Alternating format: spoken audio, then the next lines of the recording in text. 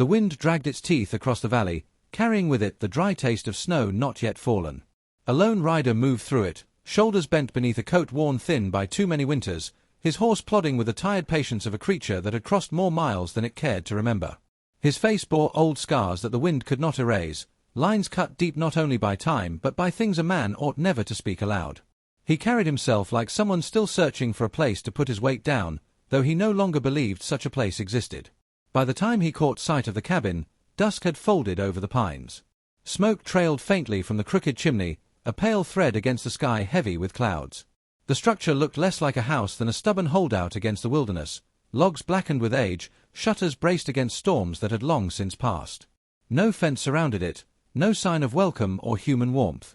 Yet it stood, refusing to bow to the years, much like the woman inside. He dismounted slow, his boots sinking into the thin crust of snow. His horse snorted, uneasy, as if aware this was not a place for strangers. He stepped to the door and knocked, once, twice, the sound muffled against the timber. Silence answered, thick as the trees pressing close. At last the door creaked open, and there she stood. The widow. Her hair fell in a silver braid over one shoulder, her hands roughened from work that had never ceased. Her eyes, grey, cold, and steady, regarded him as though he were another storm at her threshold. The years lay heavy on her frame, but she did not bend. "What do you want?" Her voice rasped, unused, like iron pulled from the ground. "Shelter," he said simply, tipping his hat. His words hung in the cold, nothing more, nothing less. For a long while she did not move, her gaze dragging over him, weighing him against 100 memories of men who had come and gone. She saw the rifle strapped to his saddle, the weary lean of his body, the quiet in his eyes. He carried his loneliness openly, as though it had become another piece of gear on his back. "You best keep riding," she said, and the door inched closed. The wind clawed harder, rattling the eaves, carrying with it the distant cry of wolves. He did not shift his boots, only stood with his hand on his hat brim, waiting. Something in that stillness, an unwillingness to beg, yet no threat behind his stance, slowed her hand. She looked past him, at the sky swelling dark with storm. She had lived alone near 100 years, weathering each blow the land dealt her. But there was something in the way he did not move that pressed at her silence. Reluctantly, she opened the door wider. "One night," she muttered. "No more." He inclined his head and stepped inside, careful with the weight of his boots on her worn floor. The room smelled of wood smoke and herbs dried and hanging from the rafters. A rocking chair rested by the fire, its arms polished smooth by decades of use. Against one wall stood a trunk, locked and faded, a shawl folded across its lid like a sentinel. The fire crackled, but the warmth did not reach her expression. She motioned him to the far stool, as though drawing a line in the room between what was hers and what he might touch. He set his hat on his knee, eyes lowering to the flames, saying nothing more. They sat in silence, the storm gathering around them. The wind rattled the windows, snow beginning to fall in hard slants, but inside the only sounds were the pop of resin in the firewood and the faint creak of her chair as she settled back, watching him the way one watches a coyote too close to the flock. She thought of the years stacked behind her like logs in a pile, each one harder than the last, each one survived alone. And in this scarred rider she saw something that unsettled her, survival shaped not by solitude, but by constant departure, by roads without end. He was not a man who belonged anywhere, and yet here he sat, beneath her roof. The mistrust between them was heavy, like the storm pressing against the walls. And yet, beneath it, a small acknowledgement lingered, two lives hardened by loss, thrown together not by choice, but by necessity. Trust would not come easily, perhaps it never would. But for this night, at least, the silence would have to hold them both. The storm did not ease that night. It pressed down harder, rattling the shutters until every loose nail seemed to complain. The wind moaned through the pines like a grieving voice, and the snow beat against the roof in waves. Inside, the cabin held its own weather, a pocket of light, a fragile fire, two strangers bound by necessity more than trust. She sat in her rocking chair, shawl wrapped over her shoulders, the fire painting lines of shadow across her face. Her hands moved with habit, running the edge of a knife along a block of wood, shaving it down without purpose. Across from her, the cowboy sat on the stool, his coat draped over the back, steam rising faintly from his damp hat by the fire. He did not look at her directly, only into the flames, as though all roads he had travelled ended there. Between them lay a small meal, hardtack softened in broth, a strip of dried venison. They ate slow, chewing in silence, every scrape of the spoon echoing louder than words. She had long grown used to such meals, to such silences. But with him sitting there, it pressed differently, awakening things she thought long buried. Her eyes wandered, as though against her will, to the trunk by the far wall. Its hinges were rusted, its wood split with age, yet she knew what lay inside as surely as she knew the scars on her own hands. A wedding dress folded in yellowed linen. Her husband's pocket-knife. The shawl she wore now had once been draped across her shoulders as a bride. He had ridden out the next morning for supplies, promising to return by sundown. The sun had set 1,000 times since then, and still he had not come. Children had followed, 3 of them, each carried in her arms, raised in her shadow. One she buried in spring frost, another in a summer drought, the last taken by fever in the fall. She had dug graves with her own hands, alone in the wild, the shovel blade ringing against stone as if mocking her. No one had stood beside her then. No one had come knocking, save hunger and wolves. And so she had taught herself to endure. Her eyes narrowed at the fire, but her voice broke the silence at last, rough and low. The land doesn't spare the weak. The cowboy lifted his gaze then, the first real movement in a long while. His eyes were tired, but not surprised. "No," he said, his voice steady, "it don't."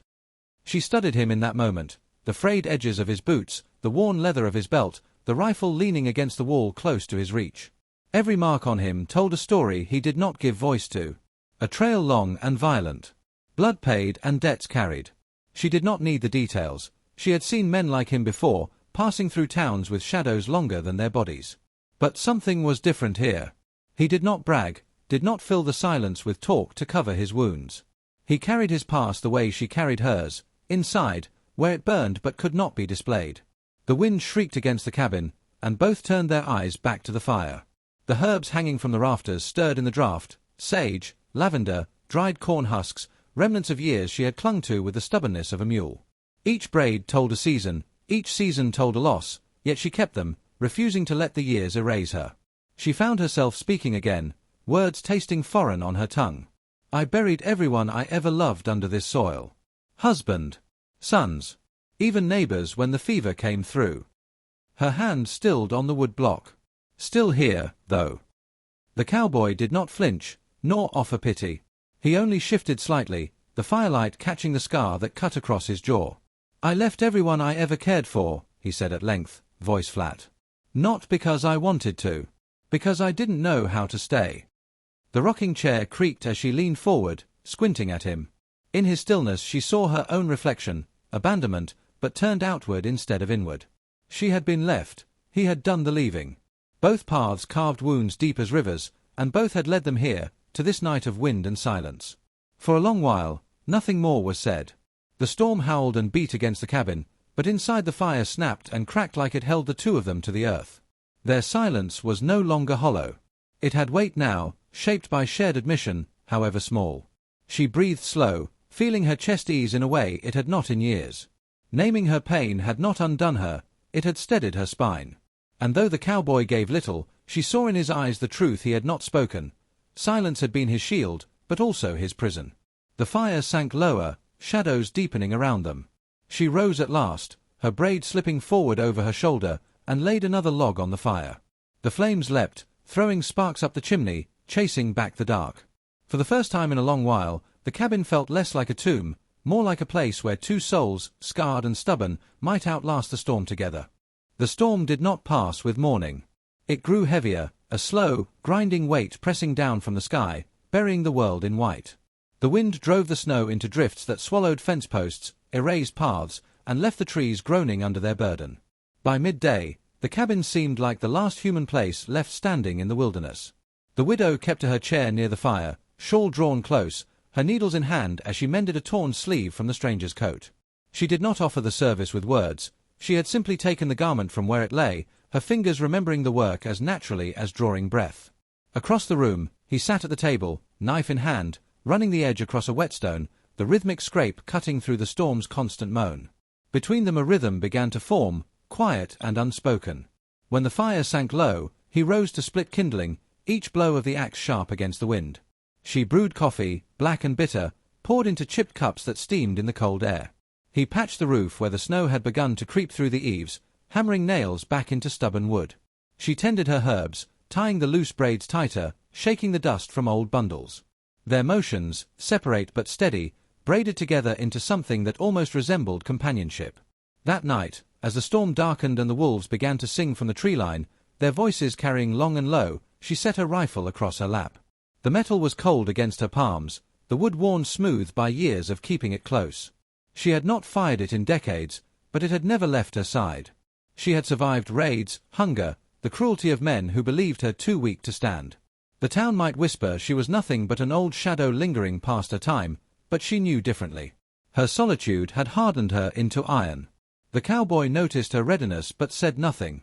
He simply looked toward the sound of the wolves and listened. His jaw was tight, his eyes far away. She wondered what he heard beneath their howls, echoes of riders, perhaps, or the drumming of hooves on hard ground. There was a restlessness in him, not stirred by the storm alone. He was a man hunted, though he carried the truth of it as quietly as he carried everything else. Later, while she stirred a pot of beans over the fire, he sat close enough for the light to catch on his face. The scar across his jaw seemed sharper in the glow, a mark that told of survival without asking permission. She studied it without shame, and when he finally raised his eyes to meet hers, there was no suspicion left between them, only a recognition, wary but real. They were not the same, yet their wounds spoke a language both understood. The storm battered the cabin walls deep into the night. The wolves drew nearer, their shapes flickering at the edge of firelight through the cracks in the shutters. The horse stamped in the shed, restless, but the cowboy calmed it with a hand on its flank, whispering words the wind could not carry. When he returned inside, the widow had set 2 bowls on the table. They ate without speaking, though the silence was not empty. When she rose to clear the bowls, he stopped her with a hand, taking the task himself. She paused at that, not out of offense, but because it had been years, decades, since another soul had shared in the burden of small labors. He washed, she dried. The cabin smelled of beans, wood smoke, and the bitter tang of coffee grounds, the air warmer than it had felt in a long time. As the fire burned low, he took the stool again, pulling his coat close around him. She sat across from him, rifle within reach, her shawl wrapped tight, her eyes on the window where the night pressed like a heavy curtain. Neither spoke, yet something passed between them in that long stretch of silence, a fragile thread of understanding.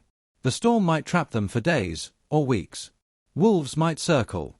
Men from his past might ride into the valley, bringing blood with them. But for now, under the roof of her stubborn little cabin, they shared something rare, the knowledge that they were not alone in their fight to endure. When at last the storm relented, it did not leave peace in its wake. The snow lay deep and clean across the valley, the pines heavy with it, branches sagging. A pale sun broke through the clouds, turning the white into blinding fire. The air seemed to still, yet beneath that silence, another weight settled between them, closer, heavier than the storm had ever been. The cowboy rose early, tending the horse, checking the lines of the roof.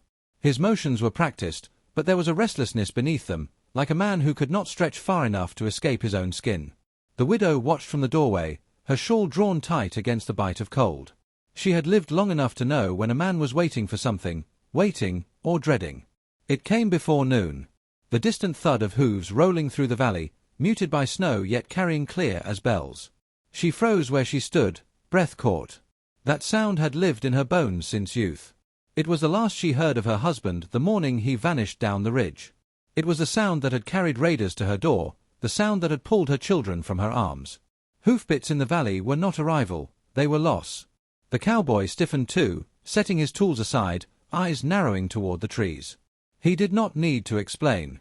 The truth of it hung in his shoulders, in the way his hand brushed near his rifle without drawing it. She turned on him sharply, voice rough. "They're yours, aren't they?" He met her gaze, silence stretching like wire between them. "Tell me," she pressed, stepping closer. Her hands trembled though she fought to keep them still. "What is it you brought to my door?" His jaw worked, the scar on his face tight in the pale light.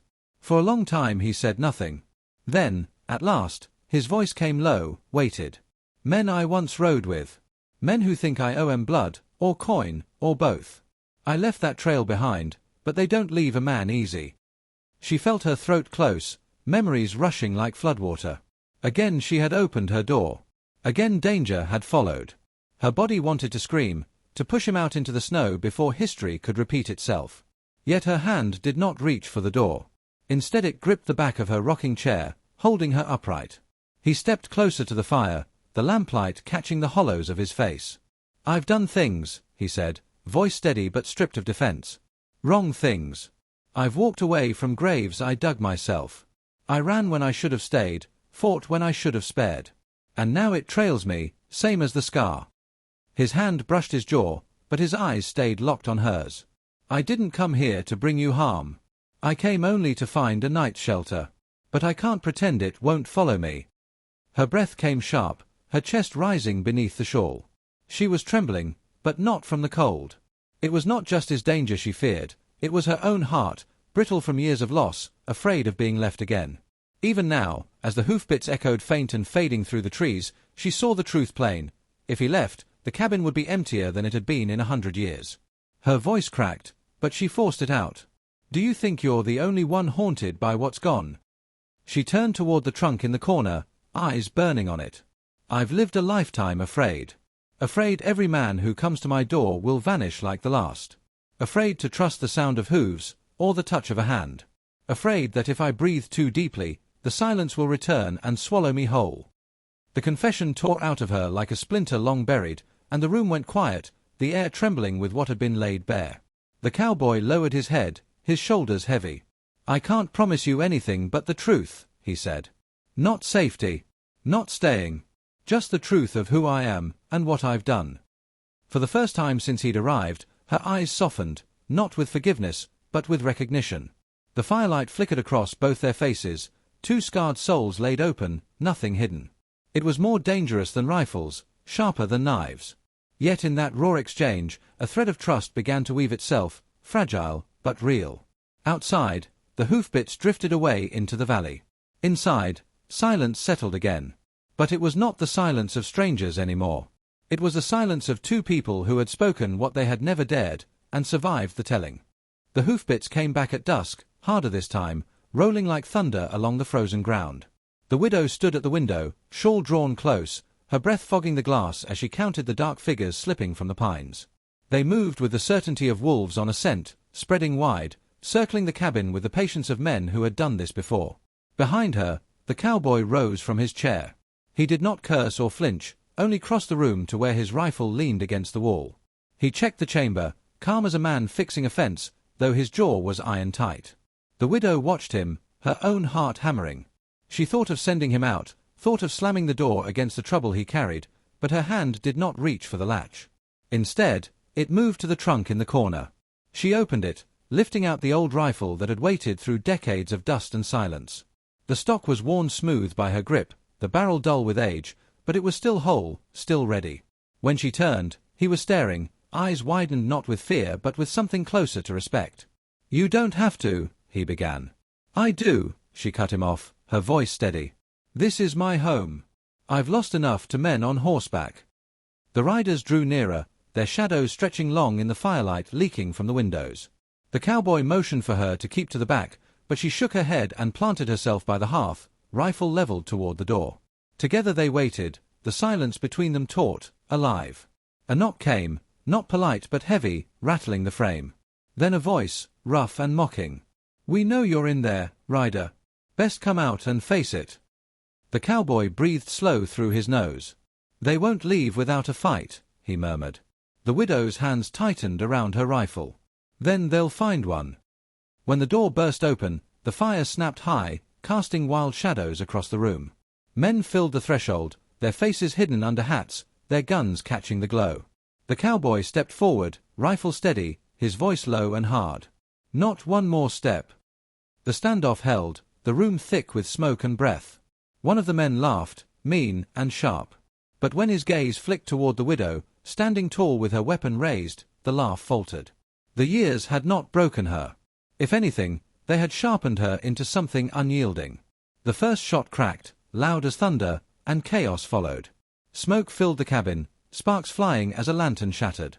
The widow fired once, her shot striking the doorframe and sending splinters across the floor. The cowboy dropped a man to his knees, then ducked as bullets tore into the logs.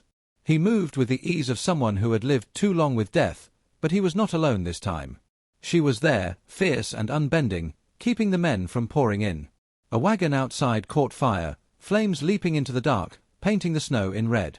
The horses screamed, breaking free, scattering the riders who tried to hold them. One man cursed, another fled, and soon the fight was broken not by bullets but by the fire itself, roaring high and bright. The cowboy staggered back inside, a line of blood across his arm. He pressed his shoulder to the wall, catching his breath. The widow set her rifle down and went to him, pulling strips of cloth from her shawl to bind the wound. Her hands shook, but not from fear. Her eyes met his, steady as the fire's glow. "You stood," he whispered, half in awe, half in gratitude. "So did you," she answered simply. When at last the gunfire faded and the night grew still again, they sat together by the fire. Outside, the wagon burned to ash, sparks drifting into the starless sky. Inside, the warmth spread not only from the flames but from the closeness between them, unspoken yet undeniable. The widow drew her hair into a single braid once more, fingers sure and deliberate. The cowboy watched, eyes softening as if he recognized the meaning, strength renewed, choice reclaimed. His own body, worn from years of running, eased for the first time. He let his head rest back against the wall, lids heavy, knowing he could sleep without one eye open. The silence returned, but it no longer divided them.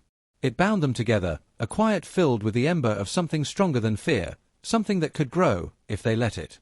Dawn broke pale and grey, spilling across the valley like a ghost reluctant to touch the earth. Smoke still drifted from the blackened frame of the wagon, curling upward into a sky scraped clean of storm. The snow glittered in weak light, quiet and untouched, as if the violence of the night before had been swallowed whole by the silence of morning. Inside the cabin, the fire had burned down to embers.